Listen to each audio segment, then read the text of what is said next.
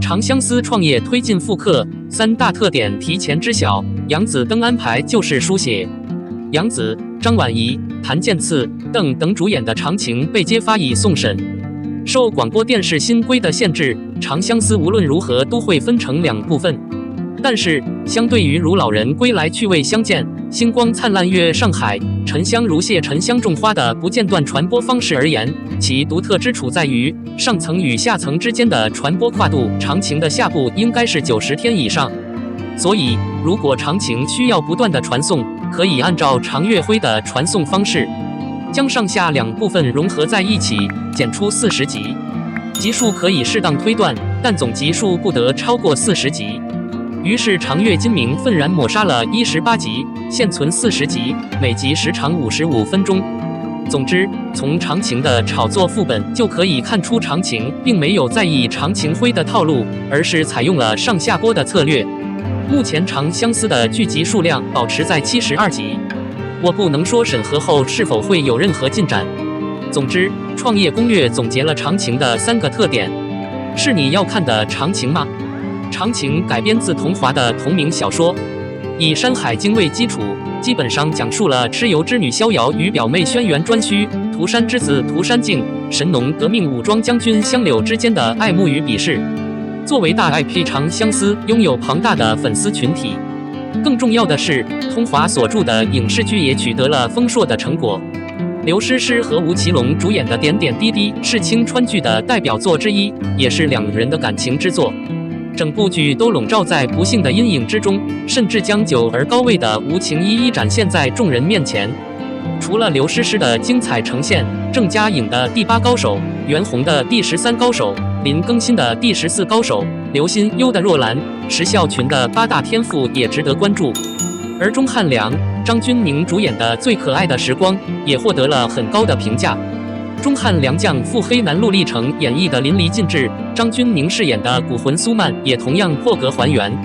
在不断刷新评分记录的同时，《最华丽的时光》同样获得了7.1的好评。刘诗诗、彭于晏、胡歌主演的《风中奇缘》虽然没有《点点滴滴》那么出名，但毕竟是一部非正式的交流作品。剧情的开垦让人无法接受，完全可以归类为厌犬的用餐体验。无论是刘诗诗 X 彭于晏，还是刘诗诗 X 胡歌 ，CP 圈粉依旧无数。由此可见，《风中奇缘》的耐力。反之，杨颖和陆毅主演的《云中调》则有很大的缺陷。杨颖的演技贡献了无数火爆的场面和表情包。一反常态，杨蓉在《云中旋律》中的表现极为精彩。明明是女2，却抢了女1的姿态。综上所述，可以看出，通话的每一部代表作都一定会一炮而红。作为通话的艺术品之一，长相思如今已经有了不可或缺的圈子。作为长相思的制造商，腾讯的放量无疑是相当令人意外的。冠军选择了知名艺人杨紫开始领跑，有演技的保证，也有表演的能力。此外，男性英雄的投射也很奇怪。张婉仪、谭健次、邓威的安排虽然看起来十分新奇，但同样有着自己的期待。张婉仪在点睛之年中靠回响和咧嘴笑出圈的方式占了上风。在她的演技和颜值被大众认可的同时，她也被网友们推上了被引爆的尺子的高位。谭健次迅速走红因传列渊纲目，颜值演技都有保障的同时，也是被引爆的尺子里的人物。此外，邓威作为3位男艺人中的新人，也是因出演玉龙而崭露头角。演技年轻却有着不俗的外貌，这也同样将他推上了被引爆头的特权位置。于是，长相思的主打安排就是勇敢的女人杨紫加3个带引爆的脑袋，有了强度，还有主题。在录制长情期间，张婉仪、谭健次、邓威的中介拍文一度出圈。在传达之前，众所周知的意义何在？除此之外，别无其他。在首部作品的知名度加演艺人员的演技和存在感得到保障后，长相思能否红起来，最终还是要看剧情了。于是，在猜测推进副本中，在将其描绘成高能的同时，也概括了勇敢的女人与3位男艺人之间的联系。在网友们还在为谁是长情的传奇而争论不休的时候，说实话，该剧的剧情和剧名已经主动做出了澄清。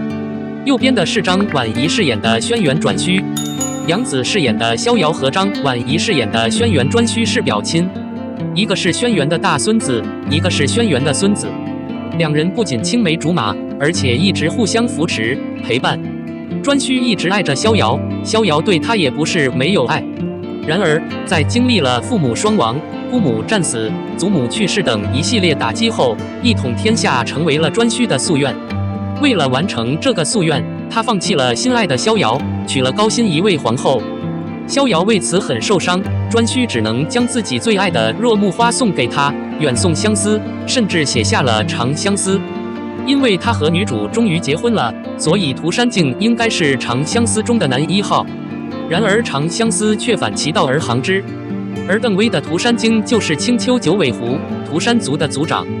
虽然他的身份霸道，但出场的时候也很惨，因为被哥哥强暴，涂山璟全身受伤，被人嫌弃。是逍遥救了他，救了他的命。两人之间不仅有15年的约定，而且涂山璟也一直守护在逍遥的身边。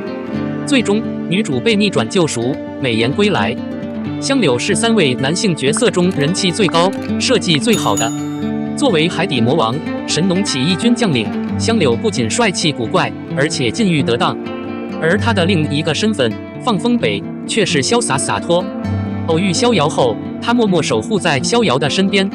相较于涂山璟和轩辕颛顼的男主色，香柳拿不到女主，却能得到观众喜爱的暖男男主的存在。对女主的深情动人，最后战死孤岛的一幕更是令人印象深刻。白月光的应有之意，也是漫长的记忆的由来。而与轩辕颛顼的爱而不爱，香柳的爱是互相保护，更是为长相思增添了悲剧色彩。难懂的名场面一定会重现，这也是童话作品的主基调。杨紫主演的悲情剧即将上映，你准备好了吗？你期待《长相思》的播出吗？02诚意英雄救美，英雄救美，铠甲英气十足，银川公主有点厉害。众所周知，古装剧除了剧情之外，最大的看点就是演员阵容和颜值。金庸系列武侠剧之所以经久不衰，不仅是因为宏大的背景设定，更在于惊艳的选角。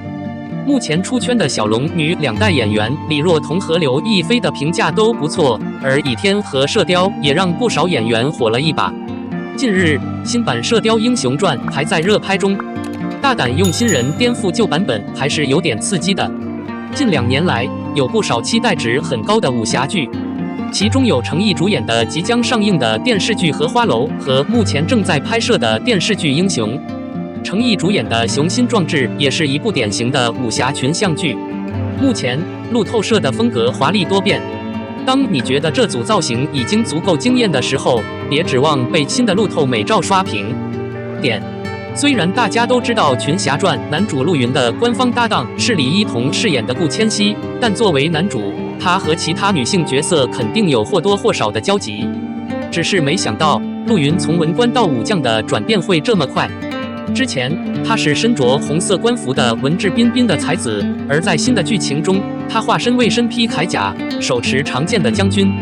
站在那里，一身金属铠甲的陆云，明明还带着文人的青涩，却也开始有了将军的风范。粉丝镜头下的陆云，有种宁死将军不战百战的信念感。红色斗篷在光影映衬下充满了厚度，让人真切感受到明朝末年的风风雨雨。